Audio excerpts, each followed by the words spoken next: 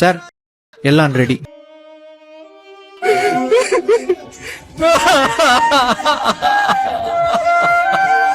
பெரிய தலைவலி முடிஞ்சது, போய் நம்ம வேலையை பார்ப்போம். கால் ஷீட் அமைந்தது, காட்சி முடிந்தது.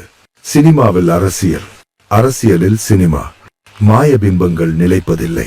மக்கள் பாதிக்கப்பட்ட இடத்துக்கு தான் போய் ஆறுதல் சொல்றாங்களே தவிர, அவங்கள ஆம்னி பஸ்ஸில் கூட்டிகிட்டு மாமல்லபுரம் ரெசார்ட்டில் தங்கி வைக்கணும்னா எவ்வளோ ஒரு ஆணவம் இருக்கணும், எவ்வளோ ஒரு திமிரு இருக்கணும்.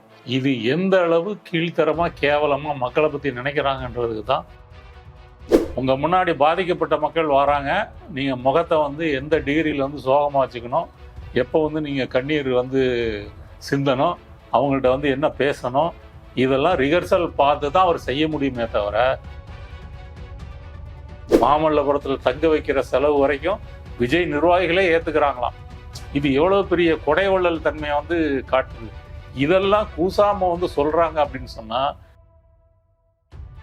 ஜான் ஆரோக்கியசாமி ஆடியோவில் லீக்கான ஆடியோவில் சொன்ன மாதிரி கல்ட்டு ஃபிகரை டைல்யூட் பண்ணக்கூடாது. அதை உள்ளுக்குள்ளே கருவறையிலே வச்சிருக்கணும். அப்பப்போ தான் உற்சவர் வெளியே வர்ற மாதிரி கூட்டிகிட்டு திரும்ப கருவறைக்குள்ளே கொண்டு போயிடணும். அவர் அதிகம் காமிச்சிங்கன்னு சொன்னால், அதிகம் பேச வச்சிங்கன்னு சொன்னால், ப்ரெஷர்லாம் சந்திக்க வச்சிங்கன்னு சொன்னால், அந்த கல்ட்டு கொலாப்ஸ் ஆயிரும். இது மக்களுடைய ஏழ்மையை, சோகத்தை, அவலத்தை விலை பேசுகின்ற ஒரு பண்ணையார்த்தம். இவரே நமக்கு 20 லட்ச ரூபா கொடுத்துட்டாரு, 1 மாதம் ஆகிப்போச்சு, போன உயிர்கள் திரும்பி வரப்போறதில்ல. அப்போ இந்த பணம் கொடுத்தவருக்கு மனது நோகாத வண்ணம் பேச முடியுமான்னு பார்ப்பாங்களா? பார்த்தவங்க வெளியே என்ன பேசணுன்ற வரைக்கும் அவங்களுக்கு சொல்லி கொடுத்துருப்பாங்க. விஜய் அண்ணாவை பார்த்தா ரொம்ப சோகத்தில் இருந்தார், நாங்கள் தான் ஆறுதல் சொன்னோம். ஆதவ ஒரிஜினல் தான் இத்தனைக்கும் காரணம், அவனை தூக்குங்க அப்படின்றாங்க. அப்புறம் ஜான் ஆரோக்கியசாமி ஒரு முட்டாள், அவன் பேசி கேட்காதீங்கன்றாங்க. சிலர் என்ன சொல்றாங்க, உனக்கு அறிவே கிடையாதா, மற்றவங்க சொல்றது தான் நீ செய்வியா? கல்லுக்குள் ஈரம் இருக்குன்னு சொன்ன மாதிரி தற்கொலைகளுக்கு உள்ள கூட கொஞ்சமாவது ஒரு காமன் சென்ஸ் இருக்கு. அரண்சை நேயர்களுக்கு வணக்கம். நான் மதன் நிறுவலகன். நமது சிறப்பு விருந்தினர் தோழர் நாதன் அவர்கள். நிறைய விஷயங்கள் வாதிக்க இருக்கிறோம், அவரை வரவேற்கலாம். வணக்கம் தோழர். வணக்கம் தோழர். கரூரில் ஏற்பட்ட அந்த துயர சம்பவம், அதை ஒட்டி 30 நாள் ஆயிடுச்சு. செப்டம்பர் 27 டு அக்டோபர் 27 அப்படின்ற மாதிரி வந்திருக்குது. 1 மாதம் கடந்த நிலையில ஏதோ ஜோதிடர் சொன்னார் அப்படின்னு ஒரு காரணம் சொல்றாங்க, சினிமா ப்ரொமோஷன் அப்படின்னு ஒரு காரணம் சொல்றாங்க, அதுக்குள்ள நீங்க முடிச்சாகணும் அப்படின்ற ஒரு நெருக்கடி காரணமாக தான் அவசரமா அதை செய்யறாங்க இப்படியும் சொல்றாங்க. ஏன் கரூருக்கு போறேன்னு சொன்னாரு, 13ஆம் தேதி போறேன் அப்படின்னாரு, 17 போறேன்னாரு, அப்புறம் அமைதியா இருந்தாங்க. திடீர்னு 2 நாளைக்கு முன்னாடி எல்லாரையும் நேரில் கூப்பிட்டு ஆறுதல் சொல்ல போறேன் அப்படின்றாங்க. இவங்களும் ஆறுதல் வாங்குறதுக்குன்னு பஸ்ல கிளம்பி பாட்டுலாம் கேட்டுட்டு போறாங்க. எப்படி பார்க்குறீங்க? இந்திய வரலாற்றிலேயே, இந்திய வரலாறு இல்லை, உலக வரலாற்றிலேயே இந்த மாதிரி ஒரு உயிரிழப்பு ஏற்பட்ட வீடுகளுக்கு போய் ஆறுதல் சொல்லாமல் அவங்கள நான் இருக்கிற இடத்துக்கு வர சொல்லி ஆளுக்கு 15 நிமிஷம். இப்போ வந்திருக்கிற செய்திகள்லாம் பார்த்தீங்கன்னா, அந்த மாமல்லபுரம் ரிசார்ட்டில் எல்லாரும் தங்க வச்சுருக்குறாங்க. தங்க வச்சு அங்கே ஒரு பால் ரூமில் மொத்தமாக இருக்கிறாங்க. இவர் நேர்முகம் இன்டர்வியூ எடுக்கிற மாதிரி ஒரு சூட்டில் உட்காந்துருக்கிறார். Suite room, executive suite. அதில் உட்காந்துக்கிட்டு ஒவ்வொரு குடும்பத்தையும் வர சொல்லி ஒரு குடும்பத்துக்கு 15 நிமிஷம். 15 நிமிஷத்தில் இவர் பேசுவார். மனசு முழுக்க வலியாக இருக்குதுங்க, என்ன உதவி வேணாலும் செய்கிறேன், உங்களுக்கு என்ன தேவை இருந்தாலும் சொல்லுங்கள் அப்படின்ற மாதிரி அவர் பேசுவார். 15 நிமிஷம்தான். இப்படி ஒரு 37 குடும்பங்களை சந்திக்கிறதுக்கு பிளான் பண்ணியிருக்கிறாங்க. நான் ஏற்கனவே சொன்னது போல், இப்படி ஒரு முன்னுதாரணத்தை நீங்கள் உலக வரலாற்றில் எங்கேயுமே தேட முடியாது. உலகம் முழுவதும் இயற்கை பேரிடர்னால மக்கள் இறந்து போகிறாங்க, போரால் இறந்து போகிறாங்க, தொற்று நோய்கள் பேண்டமிக்கினால இறந்து போகிறாங்க. எல்லா இடத்துலையும் அரசியல் தலைவர்களோ இருக்கட்டும் அல்லது செலிபிரிட்டியாக இருக்கட்டும், அவங்க மக்கள் பாதிக்கப்பட்ட இடத்துக்கு தான் போய் ஆறுதல் சொல்கிறாங்களே தவிர, அவங்கள ஆம்னி பஸ்ஸில் கூட்டிகிட்டு மாமல்லபுரம் ரெசார்ட்டில் தங்கி வைக்கணும்னா எவ்வளோ ஒரு ஆணவம் இருக்கணும், எவ்வளோ ஒரு திமிரு இருக்கணும். இல்லை, அவங்க என்ன சொல்கிறாங்க அப்படின்னா, அங்கே அந்த ஏரியாக்கள் மக்கள் வசிக்கக்கூடிய பகுதிகள் சின்ன சின்ன குறுகலான பகுதியாக இருக்குது. ஒன்றுலேருந்து இன்னொன்றுக்கு போனோம் அப்படின்னா ஒரு 300 மீட்ரு 200 மீட்ரு தூரம் இருக்குது. இப்போ அதெல்லாம் விஜய் போகிறது அப்படின்றது அசௌகரியமாக இருக்கும், அதனால் ஒரே இடமா கூப்பிட்டு வந்துட்டோம் அப்படின்னு தானே அவங்க ஆதரவாளர்கள் எல்லாம் சொல்கிறாங்க. இப்போ விஜய் சினிமாவில் பறந்து பறந்து சண்டை போடுறாரு, ஒரு சந்து பந்துவில் போகிறது ஒரு சிரமமாக இருக்குமா? உள்ளூர் செய்திகள் முதல் உலக செய்திகள் வரை உங்கள் அருகாமையில் இருக்கக்கூடிய கிராமம், நகரம், தாலுகா இப்படி உங்கள் அருகாமையில் நடக்கக்கூடிய செய்திகளை உடனுக்குடன் தெரிந்து கொள்ளணுமா, வே டு நியூஸ் ஆப்பை வந்து டவுன்லோட் பண்ணுங்க. கீழே டிஸ்கிரிப்ஷன்ல லிங்க் கொடுத்துருக்குறோம், டவுன்லோட் பண்ணி பாருங்க. இது எந்த அளவு கீழ்த்தரமா கேவலமா மக்களை பத்தி நினைக்கிறாங்கன்றதுக்கு தான் நீங்க சொன்ன அந்த உதாரணம் வந்து இல்ல அவங்களே சொல்றது, அதுல ஒரு பாதுகாப்பு பிரச்சனையும் இருக்குது. விஜய்க்கு வந்து பசங்க எல்லாம் திடீர்னு ஓடி வந்து சேருவாங்க, கூட்டம் கூடும், பவுன்சர் வச்சு அடிச்சாலும் நீங்க வந்து அதை சொல்றீங்க. அப்ப வேற என்னதான் பண்றதுன்னு ஒரு நெருக்கடி இருக்குல்ல. முதல் மாநாட்டில இருந்து கரூர் வரைக்குமே இவர்கள் கூட்டிய கூட்டம் என்பது வந்து ஆர்கானிக்கா திரண்ட கூட்டம் இல்லை. திருச்சி மாநகரத்தையே கிடுங்க வைக்கணும்னு சொல்லி சுற்று வட்டாரத்தில் இருக்கக்கூடிய மாவட்டங்கள்ல இருந்து புசி ஆனந்த் நேரடியாக ஆர்கனைஸ் பண்ணி வரவழைக்கப்பட்ட கூட்டம் தான் முதல் பிரச்சார கூட்டம்.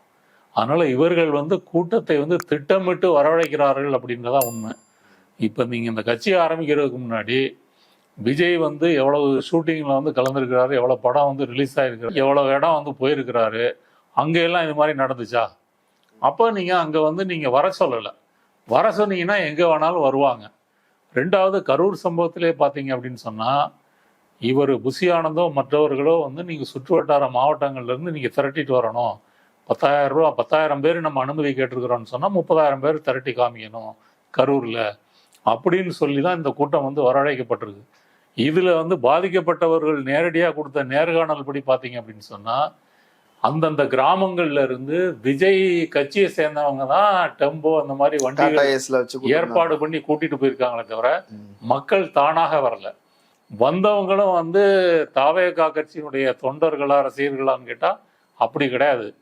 படத்துல டிவியில பார்த்த விஜயை வந்து நேர்ல பார்க்கணும் அப்படின்ற ஒரே நோக்கத்துக்காக தான் அவங்க வந்திருக்காங்களே தவிர மற்றபடி விஜய் வந்து உளறுகின்ற அரசியல் கொள்கை பற்றியோ அவர் பேசுகின்ற தத்துவ முத்துக்களையோ இதை ரசிப்பதுக்கு வந்து யாரும் வந்து வரல. இப்படிதான் இந்த கூட்டம் வந்து சேர்க்கப்பட்டிருக்குது. அப்படி இருக்கும்போது இவர் கரூர்ல போய் வந்து சந்து பந்தா வீடுகளை போய் பார்த்துட்டா ஒன்றும் குடி முழுகி போயிடாது, எந்த பிரச்சனையும் வந்து வராது. அதையும் ஒரு காரணமா சொல்றணும் அப்படின்னு சொன்னா இவர் வந்து கடவுள் ஒரு கல்ட்டு ஃபிகரு. அந்த பழைய ஜான் ஆரோக்கியசாமி ஆடியோவில் லீக்கான ஆடியோவில் சொன்ன மாதிரி கல்ட்டு ஃபிகரை வந்து டைல்யூட் பண்ணக்கூடாது. அதை வந்து உள்ளுக்குள்ளே கருவறையிலே வச்சிருக்கணும். அப்பப்போ தான் வந்து உற்சவர் வெளியே வர்ற மாதிரி கூட்டிகிட்டு வந்து திரும்ப வந்து கருவறைக்குள்ளே கொண்டு போயிடணும். அவர் அதிகம் காமிச்சிங்கன்னு சொன்னால், அதிகம் பேச வச்சிங்கன்னு சொன்னால், ப்ரெஷர்லாம் சந்திக்க வச்சிங்கன்னு சொன்னால் அந்த கல்ட்டு வந்து கொலாப்ஸ் ஆயிரும், மதிப்பிழந்து போயிடும். அப்படியே அவர் ஒரு நல்ல அறிவாளி, நல்ல திறமசாலி, 30 ஆண்டுகள் வந்து கோல வச்சக்கூடிய ஒரு ஸ்டாரு, அதுல என்ன டேமேஜ் வந்துடும் அப்படின்னு வாய் கூசாம எப்படி வார்த்தைகளை சொல்றீங்கன்னு தெரியல. அறிவார்த்தவர் எல்லாம் புரிஞ்சுக்குவாரு. இல்ல மக்களுடைய உணர்வை புரிஞ்சுக்கிட்டு கதையை தேர்வு, அதுக்கு கூட ஸ்கிரிப்ட் எழுதி கொடுக்கணும். உங்க முன்னாடி பாதிக்கப்பட்ட மக்கள் வராங்க, நீங்க முகத்தை வந்து எந்த டிகிரியில வந்து சோகமா வச்சுக்கணும், எப்போ வந்து நீங்க கண்ணீர் வந்து சிந்தணும், அவங்கள்ட்ட வந்து என்ன பேசணும், இதெல்லாம் ரிஹர்சல் பார்த்து தான் அவர் செய்ய முடியுமே தவிர, ஒன்று அவர் இயல்பாக மனதளவிலேயே ஒரு மனிதாபிமானியோ இரக்க சுபாவம் உள்ளவரோ வந்து கிடையாது. அவர் வந்து ஒரு தேர்ந்த வந்து ஒரு நடிகர். அவர் நடிக்கிறது என்பது பணத்துக்காகவும் பிரபலத்துக்காகவும் புகழுக்காகவும் தான். இன்னைக்கு அந்த பணம் பிரபலம் புகழ் அத்தனை இன்வெஸ்ட் பண்ணி முதலமைச்சர் ஆறதான் அவருடைய ஒரே கனவே தவிர, அந்த முதலமைச்சர் கனவுக்கு எத்தனை பேர் செத்தா என்ன, எத்தனை பேர் தாலி அறுத்தான, இதை பற்றி அவருக்கு வந்து எந்த கவலையும் கிடையாது. அப்படி இருக்கும்போது நீங்கள் வந்து ரியலாக வந்து கரூரில் போய் மக்களை சந்திக்கிறீங்கன்னு சொன்னீங்கன்னா மக்கள் யதார்த்தமாக கேள்வி கேட்குறாங்கன்னு வச்சுங்க.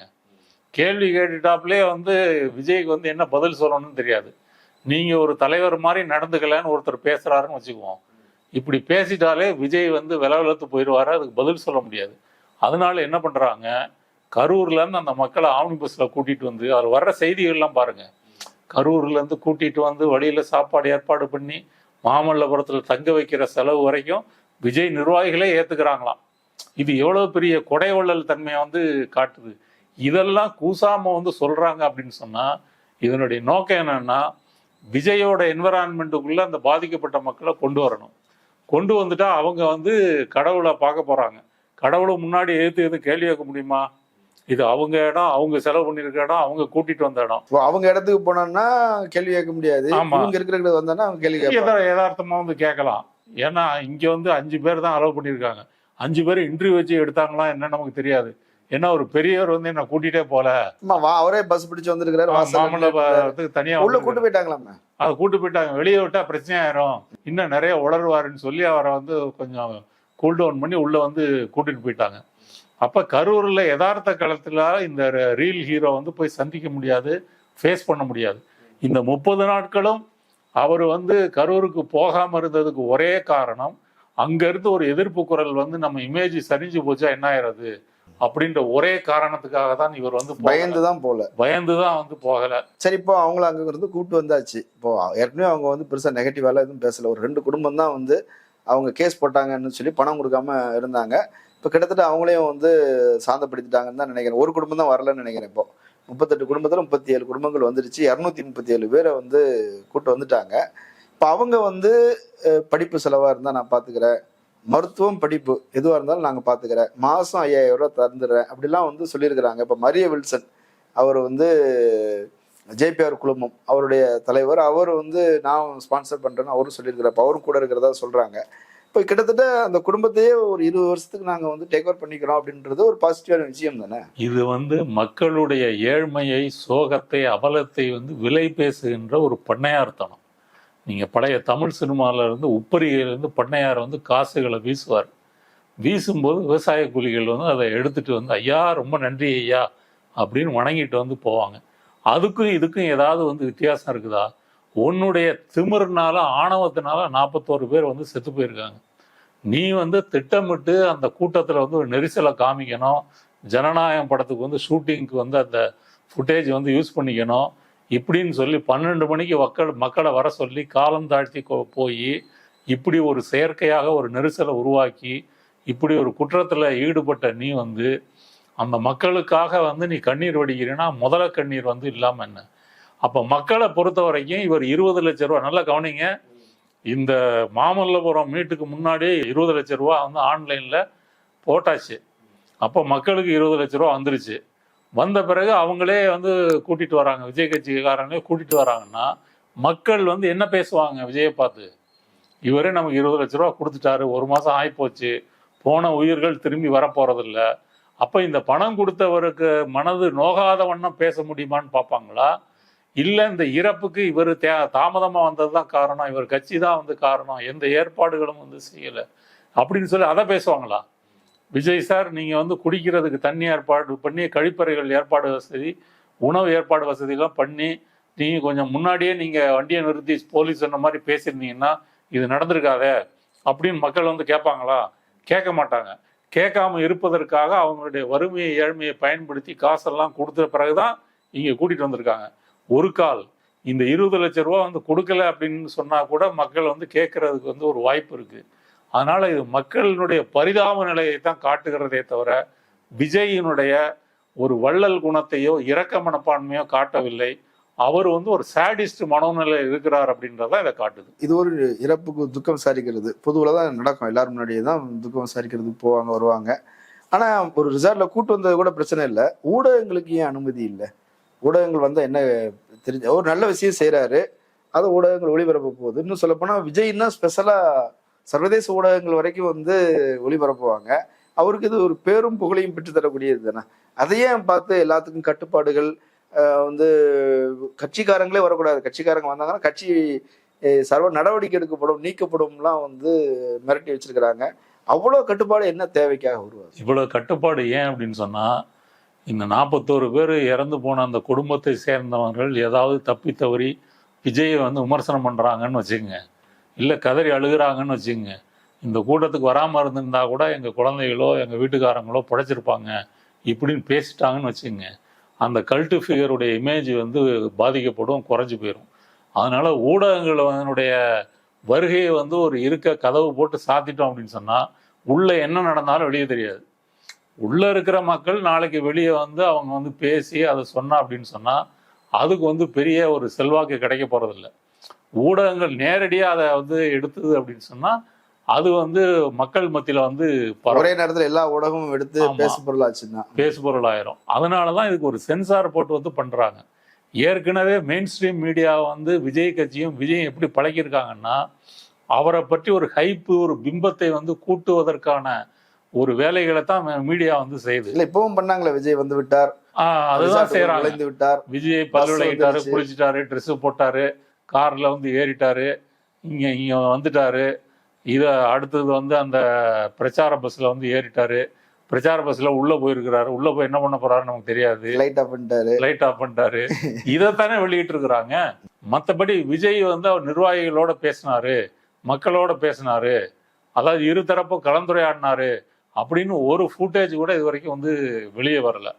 அப்போ நீங்க விஜய் வந்து ஒரு ஸ்கிரிப்ட், எழுதப்பட்ட ஸ்கிரிப்டை வைத்து கொண்டு தான் அவர் பேச முடியும், நடந்துக்க முடியும், களமாட முடியும்னு ஒரு நிலைமை இருக்கும்போது, இந்த மாதிரி வந்து ஒரு துக்க விஷயத்துல 41 பேர் இறந்து மனதில் வர அவங்க ஏதாவது எக்கு தப்பா வாயை விட்டுட்டு, இவரும் வந்து அந்த ஸ்கிரிப்ட் என்னன்னு தெரியாம வாயை விட்டுட்டா இமேஜ் பாதிக்கப்படுன்றதுனால தான் மீடியா வந்து விடலை. ரெண்டாவது, மீடியாவும் இதுக்கு எதிராக குரல் கொடுக்கல, அதையும் நீங்க புரிஞ்சுக்கணும். அவங்கள பொறுத்த வரைக்கும் விஜய் வந்தாரு, போனாரு, குளிச்சாரு, சாப்பிட்டாரு, பஸ்ல ஏறினாரு, பேசினாரு, பாட்டு பண்ணாரு, இந்த செய்தியே அவங்களுடைய டிஆர்பி ரேட்டிங்கை வந்து உயர்த்துவதற்கு போதுமானதே தவிர விஜய் வந்து நேரடியா என்ன பேசினாருன்றது அவங்களுக்கு தேவையில்லை. அதையும் கூட விஜய் கட்சிக்காரங்க வந்து விஜய்க்கு ஃபேவரா வந்து அந்த நியூஸ்களை லீக் பண்ணுவாங்க. ஒவ்வொருத்தரை சந்திச்சாங்க, விஜய் ரொம்ப சோகமா இருந்தாரு, அவர்கள் கோரிக்கையெல்லாம் கேட்டுக்கிட்டாரு, அவங்க குழந்தைகளின் கல்வி செலவு, மருத்துவ செலவு, ஆயுள் காப்பீடு, வந்தது போனது லொட்டு லொசுக்கு எல்லா செலவையும் அவர் ஏத்துக்கிறதா சொன்னாரு, இதுதான் வந்தவங்க தெரிவிச்சாங்க. இப்படி சொன்னா அவருடைய இமேஜ் வந்து கூடும். அதனால இது மெயின் ஸ்ட்ரீம் மீடியாவும் விஜய் கட்சியும் சேர்ந்து நடத்துகின்ற ஒரு நாடகம். அந்த நாடகத்தின்படி தான் இந்த கூட்டம் வந்து நடந்துகிட்டு இருக்குது. விஜய் கடைசி வரைக்கும் என்ன பேசினாரு, மக்கள் என்ன கேட்டாங்க அப்படின்றது நமக்கு தெரிய போறதில்லை. இப்போ சமீப காலமாக விஜய் ரசிகர்கள் வந்து விஜயை வந்து கடுமையாக விமர்சித்து பதிவுகள் போடுறத பார்க்குறோம். சிலர்லாம் வந்து அண்ணா, அன்புள்ள அண்ணான்னு ஆரம்பிச்சு பிறகு கெட்ட வார்த்தை போடாமல் திட்டுறாங்க. நீ என்னதான் பண்ணிக்கிட்டு இருக்கிறீங்க, சொல்லி தொலைங்க, ஒரே மர்மமாக இருக்குது, ஒரே குழப்பமாக இருக்குது அப்படின்றாங்க. ஒருத்தர் முட்டு கொடுத்து முட்டியே தேஞ்சு போச்சு அப்படின்றாரு. சுற்றி இருக்கிறவங்களோட பேச முடியல, நீ எப்படி வந்து வீட்டுக்குள்ள அடைஞ்சு கிடக்குறியோ அது போலவும் நாங்களும் தான் முடங்கி கிடக்கிறோம், யார்ட்டையும் பதில் சொல்ல முடியல, நெருக்கடியாக இருக்குது, அவமானமாக இருக்குது, இப்படியான பதிவுகள் வந்து நிறைய வருது. புஷியை வந்து கட்சி விட்டு நீக்குங்கன்னு ஒரு பிரிவு ட்ரெண்ட் பண்ணுறாங்க. Get out Bussy, Aadhav original தான் இத்தனைக்கும் காரணம், அவனை தூக்குங்க அப்படின்றாங்க. அப்புறம் வந்து ஜான் ஆரோக்கியசாமி வந்து ஒரு முட்டாள், அவன் பேசி கேட்காதீங்கன்றாங்க. சிலர் என்ன சொல்றாங்க, உனக்கு அறிவே கிடையாதா, மற்றவங்க சொல்றது தான் நீ செய்வியா, இப்படி வந்து இதுக்கு பருத்தி மூட்டை வந்து குடோன்லேயே இருக்கட்டுமே, இப்படியான விமர்சனங்கள்லாம் வருது இல்லையா, இது எப்படி பார்க்குறீங்க? கல்லுக்குள் ஈரம் இருக்குன்னு சொன்ன மாதிரி தற்கொலைகளுக்கு உள்ள கூட கொஞ்சமாவது ஒரு காமன் சென்ஸ் இருக்கு அப்படின்னு தான் இதை வந்து காட்டுது. இந்த ஒரு மாசத்துல விஜய் ரசிகர்கள் வந்து பழைய விஜய் படங்கள்லாம் எடுத்து பார்த்துருப்பாங்க, அவர் நடித்த எல்லா படங்களையும் பார்த்துருப்பாங்க. அந்த படத்தில் வந்து அவருடைய ஹீரோயிசமாக அவர் செய்த வேலைகள், பேசிய பஞ்சு டைலாக்குகள், இதெல்லாம் வந்து பார்த்துருக்காங்க. பார்த்துட்டு இந்த ஒரு மாசத்துல நம்ம தலைவர் வந்து ஹீரோயிக்கா ஒன்று கூட நடிக்கலையே, ஒரு பஞ்சு டைலாக் கூட வந்து பேசலையே, இவ்வளவு தானா?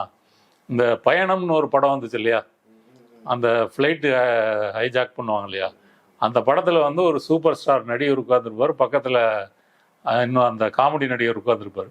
சார் நீங்கள் அமைதியாக உட்காந்துருக்கிற பார்த்தா பெருசாக ஏதோ பிளான் பண்ணீங்க போல இருக்கு, பயங்கரமாக இருக்குது சார், என்ன சார் பிளான் பண்ணிருக்கீங்க அப்படிமா. அவன் தலையில் அடிச்சுக்குவார், யோ நானும் ஒன்றை மாதிரி தான், படத்தில் பண்ணதெல்லாம் நேரில் பண்ண முடியாதுயா அப்படின்னு. அப்போ படத்தில் செய்த விஜய் நேரில் வந்து செய்வாங்க அப்படின்னு இந்த தற்கூரிகள் வந்து எதிர்பார்த்துருக்காங்க. இல்லை, அவங்க வாட்ஸ்அப் குரூப்புகள் எல்லாம் தொடர்ச்சியாக வந்து விஜய் வந்து அமைதியாக இருக்கிறாருன்னா அதுக்கு ஒரு காரணம் இருக்கும், பெருசாக பிளான் பண்ணுறாருன்னு அவங்க மெசேஜ் போட்டுக்கிட்டே இருந்தாங்கல்ல. அப்போ அவங்க அது என்ன, அந்த ரியல் ஹீரோ வந்து ரியல் ஹீரோவாக பண்ணும்போது அதெல்லாம் செய்வார் அப்படின்னு வந்து நம்பினது வந்து ஒரு 2 நாள் இப்போ எதிர்பார்த்தாங்க, ஒரு வாரம் எதிர்பார்த்தாங்க, 15 நாள் எதிர்பார்த்தாங்க, ஒரு மாதம் ஆகி அங்கே ஒன்றும் பிடுங்கலை அப்படின்னு தெரிஞ்ச பிறகு அந்த தற்கொலை ரசிகர்கள் வந்து திரும்ப வந்து கேட்க ஆரம்பிச்சிட்டாங்க. ஆமா, ஆக்டிவேட் ஆயிருச்சு. ஆமா, நீ வந்து படத்துல பேசுற மாதிரி ஒண்ணு கூட இங்க வந்து செய்யலையே, ஒரு மாசமா ஒளிஞ்சிருக்கிறிய, உன்னுடைய பொதுச் செயலாளர் மற்றவங்க எல்லாம் வந்து ஒளிஞ்சிருக்கிறாங்களே, யாரு கரூருக்கு வந்து வரலையே, இப்படின்னு வந்து அந்த ஒரு ஃப்ரஸ்ட்ரேட் ஆகி வந்து கேட்டாங்க இல்லையா, அதுதான் இதனுடைய வெளிப்பாடு. அதனால விஜய் வந்து தன்னுடைய ரசிகர்களை வந்து எப்படி சினிமா பிம்பத்தை வைத்து கொண்டு வந்து வளர்த்தாரோ, அதே சினிமா பிம்பம் வந்து யதார்த்த வாழ்க்கையில வந்து வெளிப்படலை அப்படின்னு சொன்னா அதை விஜய் ரசிகர்களால் வந்து ஏற்றுக்கொள்ள முடியாது. அதனாலதான் விஜயினுடைய அரசியல் நடவடிக்கை ஒவ்வொன்றும் அது வந்து ஒரு ஸ்கிரிப்டடான ஆக்ஷன், அந்த ஸ்கிரிப்ட் வந்து இல்லை அப்படின்னு சொன்னா அவர் வந்து களமாடவே முடியாது. இது கண்டிப்பாக மக்கள் மத்தியில வந்து அம்பலப்படும். மக்கள் வந்து விஜய் ரசிகர்களை கேட்பாங்க, என்னையா ஆளு பெரிய இதோன்னா 1 மாசம் கூட வந்து கரூருக்கு எட்டி பார்க்கல, என்னையா வந்து கிழிச்சா, நீங்களாம் வந்து போய் சுத்திட்டு இருக்கீங்கன்னா அவங்களுக்கு கொஞ்சமாவது ஒரு சுய சிந்தனை வந்து வரும். அதனுடைய வெளிப்பாடு தான் ட்விட்டர்ல நீங்க சொன்ன கருத்துக்களை அவர்கள் வெளிப்படுத்தியதற்கு காரணம். ஜனநாயகன் படம் வந்து ரிலீஸ் ஆகணும் அப்படின்றது இந்த போன வருஷம் சேல்ஸே ஆகல. 2025ல வந்து அந்த படத்தை விற்பனை செய்வதற்கு முயற்சி பண்ணாங்க, அமேசான்ல வாங்கல. நீங்க வந்து மார்க்கெட்டிங் பண்ணுங்க, ஏன்னா உன் பேர் வந்து கெட்டு போச்சு, நீ அதை மறுபடியும் ஓட்டி காட்டு அப்புறம் வந்து வாங்கிக்கிறேன் அப்படின்லாம் சொல்லிட்டாங்க அப்படின்னு. கிட்டத்தட்ட அவங்களுடைய மார்க்கெட்டே சரியுது, சினிமா மார்க்கெட்டு. இன்னும் அரசியல் மார்க்கெட் என்ன ஒன்றும் தெரியல, அதுவும் ஒரு குழப்பத்தில் இருக்குது. கூட்டணி பேச்சுவார்த்தைகள் அது இதுன்னாங்க, அதுவும் போயிட்டு இருக்குது. அது பாதிக்கும்னு நினைக்கிறீங்களா? அவருடைய சினிமாவையும் அவருடைய அரசியலையும் பாதிக்கும்னு நினைக்கிறீங்களா? கண்டிப்பாக பாதிக்கும். நீங்க ரஜினி அரசியலுக்கு வருவேன்னு வந்து சொன்ன போது நல்லா கவனிச்சிங்கன்னா, ரஜினி படம் ரிலீஸ் ஆகும்போது ஒரு கருத்து சொல்லுவார், ஒரு கான்ட்ராசியாக ஒரு கருத்து சொல்லுவார், அரசியல் கலந்த கருத்து சொல்லுவார். அது வந்து அவங்க ஆடியோ ரிலீஷன் ஃபங்க்ஷனாக இருக்கலாம், இல்லை வேறு ஏதாவது ப்ரெஸ்ஸை சந்திக்கிறதா இருக்கலாம். அப்போ என்னன்னா, படத்தை பற்றி பேசுவதற்கு ரஜினியுடைய அந்த அரசியல் பேச்சுகள் வந்து உதவும். இதை ரஜினி வந்து திட்டமிட்டு செஞ்சார், விஜயும் அதை திட்டமிட்டு தான் செஞ்சார். ஆனால் அதில் எதிர்பாராத விதத்தில் வந்து கரூரில் வந்து இந்த விபத்து வந்து நடந்து போச்சு, துயர சம்பவம் வந்து நடந்து போச்சு. அப்போ இதிலிருந்து அவர் மீண்டு வர முடியலை. கரூருக்கு முன்னாடி வரைக்கும் நடந்த பிரச்சார கூட்டங்கள், மாநாடுகள் எல்லாம் பார்த்தீங்கன்னா அது ஜனநாயகன் வந்து நல்லா ஓடுவதற்கான ஒரு பிரச்சார தந்திரமாக வந்து பயன்படுது. அந்த ஃபுட்டேஜெல்லாம் நீங்கள் வந்து பயன்படுத்திக்கலாம். இப்போ கரூர் இது நடந்த பிறகு நீங்கள் விஜய் சுற்றிலும் மாசு இருக்கிறது போலவோ, விஜயுடைய பஞ்சு டயலாகவோ, அவர் அந்த பஸ்ஸில் இருந்து பேசுனதோ, இதை எதையும் நீங்கள் வந்து காமிக்க முடியாது. ஏன்னா எல்லாத்துக்கும் எதிராகவே கரூர் வந்து இருக்கு. உதாரணத்துக்கு மற்ற கட்சிகளுக்கெல்லாம் போடாத எக்ஸ்போஸ் ஆயிட்டாரு. ஆமா, மற்ற கட்சிகளுக்கு போடாத நிபந்தனைகள், கட்டுப்பாடுகள்லாம் எனக்கு போடுறீங்க, அதை கேட்கறதுக்கான ஆள் வந்து நான் இல்லை, அதுல எல்லாம் நான் சிக்க மாட்டேன் அப்படின்னு வந்து பேசினார். இது மாதிரி பல சிபிஐ வந்து எதிர்த்து பேசியிருக்காரு. இப்ப கரூருக்கு பிறகு என்ன ஆகுது, அதெல்லாம் மாறி போச்சு. இனிமேல் விஜய் வந்து ஒரு உசிலம்பட்டிக்கு போறாரு, ஒரு திருநெல்வேலிக்கு போறாரு, கன்னியாகுமரிக்கு போறாரு, கோயம்புத்தூருக்கு போறாரு அப்படின்னு சொன்னா போலீஸ் வந்து 108 இல்லை 1008 கண்டிஷன் போடும். இந்த 1008 கண்டிஷன் நீ ஏத்துக்கிட்டேன்னா தான் உனக்கு அனுமதி, இல்லைன்னா அனுமதி இல்லைன்னு சொல்லும். அப்போ விஜய் வந்து பஞ்சு டைலாக் பேசுவாரா? இல்லை, இந்த கட்டுப்பாடுகளுக்கெல்லாம் வந்து விட்டு கொடுக்குற அடிபணிஞ்சு போற ஆளு நான் இல்லை, இதை எதிர்த்து களமாடுவேன்னு சொல்லுவாரா? கிடையாது. இப்போ கரூரில் கூட பெர்மிஷன் வாங்கணும்னு ஒரு பீலாவை வந்து பேசிட்டு இருக்காங்களே தவிர யார்கிட்ட பெர்மிஷன் வாங்கணும்? இப்போ பனையூருக்கு கூட்டு வராங்களே, இதுக்கு பெர்மிஷன் வாங்கினாரா? உள்துறை அமைச்சர், சிபிஐ, இதுகிட்ட எல்லாம் பெர்மிஷன் வாங்கி தான் இது வந்து நடக்குதா? நடக்கல இல்லை. அப்போ கரூரில் இத்தனாம் தேதி வாரம் நீங்கள் வந்து கொஞ்சம் பாதுகாப்பு ஏற்பாடு பார்த்துங்கன்னு சொல்லிட்டு போய் பார்த்துட்டு வர்றது ஒன்றுமே இல்லாத விஷயம். அதனால விஜயினுடைய ஜனநாயக படத்துக்கான ப்ரமோஷன் என்பது பயங்கரமாக வந்து அடி வாங்கிடும். இனி நீங்கள் என்னதான் நீங்கள் பேசினாலும் இந்த கரூரை வந்து கோட் பண்ணாமல் அதை நீங்கள் பேச முடியாது, பிரச்சாரம் பண்ண வரைக்கும் துரத்தும். அதனால வந்து ஜனநாயகனுக்கு வந்து இப்போ விஜய் வந்து இந்த 38 குடும்பங்களை சந்திப்பதற்கு முக்கியமான காரணமே ஜனநாயகன் வந்து வெற்றிகரமாக போகணும். அதுக்காக தான் அவசரமா வங்கி கணக்கு ப்ரமோஷன் தொடங்கி இருக்கிறாங்க. ஆமா, 20 லட்சம் ரூபா பணத்தை கொடுத்துட்டு அவங்களெல்லாம் கூட்டு வந்து இனி வந்து இப்ப பார்த்தாங்க இல்லையா, பார்த்தவங்க வந்து வெளியே வந்து என்ன பேசணுன்ற வரைக்கும் அவங்களுக்கு சொல்லி கொடுத்துருப்பாங்க. விஜய் அண்ணாவை பார்த்தா ரொம்ப சோகத்தில் இருந்தாரு, நாங்க தான் ஆறுதல் சொன்னோம், அண்ணா உங்களால இது நடக்குது ஆறுதல் சொல்லி வந்து நீங்க தைரியமா இருங்கண்ணா, உங்க கூட தான் நாங்க இருக்கிறோம், மக்கள் உங்க கூட தான் இருக்கிறோம், இது வந்து வெளியே வரும். அப்ப இதெல்லாம் நீங்க ப்ரமோட் பண்ணீங்க அப்படின்னு சொன்னா அந்த கரூரினுடைய அந்த துன்ப நிழலை கொஞ்சமாவது வந்து குறைச்சிட்டு இவர் வந்து தன்னை ப்ரமோட் பண்ணிக்க முடியும். அதனால ஜனநாயக படத்தினுடைய வெற்றி தான் இப்போ விஜய்க்கு வந்து முக்கியமானது. அதனால கரூரை வந்து எப்படி அதை வந்து டம்மி ஆக்கலாம் அப்படின்றது தான் இந்த சந்திப்பு, இந்த பணம் கொடுத்தது. அப்புறம் 2 லட்சம் வந்து பாதிக்கப்பட்டவங்களுக்கு நிவாரண உதவியும் இன்னைக்கு தான் அவர் வந்து கொடுக்குறாரு. மொத்தமாக கூட்டி பார்த்தீங்கன்னா அந்த டேமேஜ் கண்ட்ரோல் மோட்ல வந்து விஜய் வந்து இருக்கிறாரு. அதனால ஜனநாயகத்தை எப்படியாவது பிக்கப் பண்ண முடியுமா? இதுல ஒரு பாசிட்டிவா ரிசல்ட் வந்து அமேசானா மற்ற ஓடிடி நிறுவனங்களோ அதை காசு கொடுத்து வாங்குறது இல்லையோ, விநியோகஸ்தர்கள் வாங்குறது இல்லையோ பிரச்சனை இருக்கிறாதுன்னு அவங்க வந்து நம்புறாங்க. ஆனா என்னுடைய கருத்து, நீங்க என்ன பண்ணீங்கன்னாலும் இது வந்து ஒரு துயர நிழலா வந்து உங்களை வந்து துன்புறுத்தும், உங்களை பின்தொடரும். இதுல இருந்து நீங்க தப்பிக்க முடியாது. ஏன்னா இந்த தப்புக்கு முதன்மை குற்றவாளி நீங்க. அப்படி இருக்கும்போது நீங்க தப்பிக்கிறதுக்கு சான்ஸே இல்லை. நிறைய கருத்துக்களை சொல்லியிருக்கிறீங்க. மக்கள் அதை பரிசீலிக்கட்டும். கலந்து கொண்டு கருத்துக்களை பகிர்ந்தமைக்கு நன்றி. நன்றி. நேரிலே மற்றொரு விருந்தினோடு மீண்டும் சந்திக்கலாம். நன்றி.